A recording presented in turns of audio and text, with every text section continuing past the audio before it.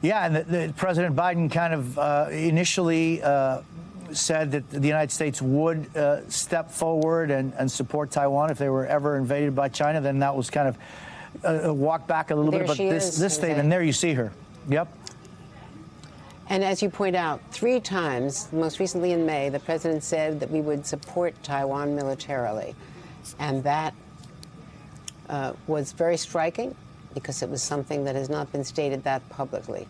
But the U.S. has said that it is not a change in policy. They keep saying it's not a change in policy, although his rhetoric, his language has been different. Jose?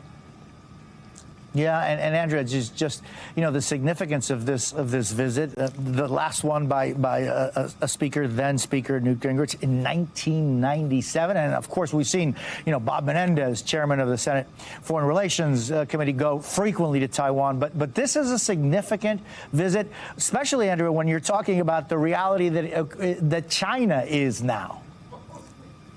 Well, you know, that reality is so significant. Dan DeLuce, I think he's still with us, was commenting on that because I was interviewing just 2 weeks ago the head of the CIA, and he had to leave very abruptly after our interview instead of staying overnight in the Aspen Security Forum. And now we know, in retrospect, what they were working on, which was, of course, Zawahiri and that plot and coming up with the final determination. My interview was on the 20th of July, and the president signed off on the hit on July 25th at the next possible opportunity when all the conditions were right. So that was going on. But in any case, the CIA director, William Burns, had said at the time when I asked him about Taiwan and President Xi, he said President Xi is definitely wanting to control Taiwan. It's only a question of when, not if.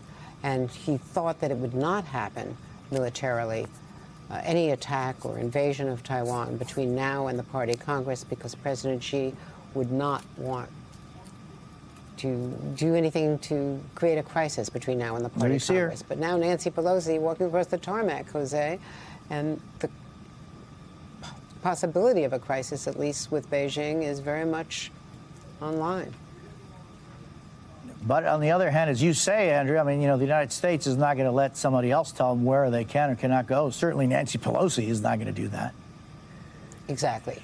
And what the president and the Secretary of State have been saying, and most recently Jake Sullivan this morning on the Today Show was saying, is that we have 3 branches of government, and there's nothing that the White House will or do, will say to contradict the leader of the congressional leader. She is the leader of Congress. Mm-hmm.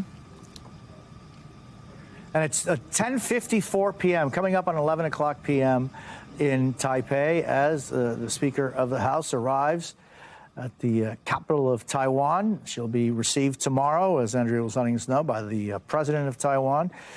2 very powerful women talking in a time when China sees this as some major threat to them. And now we have to see if or at all they will react. But take a look at these live pictures from Taipei coming up on 11 p.m.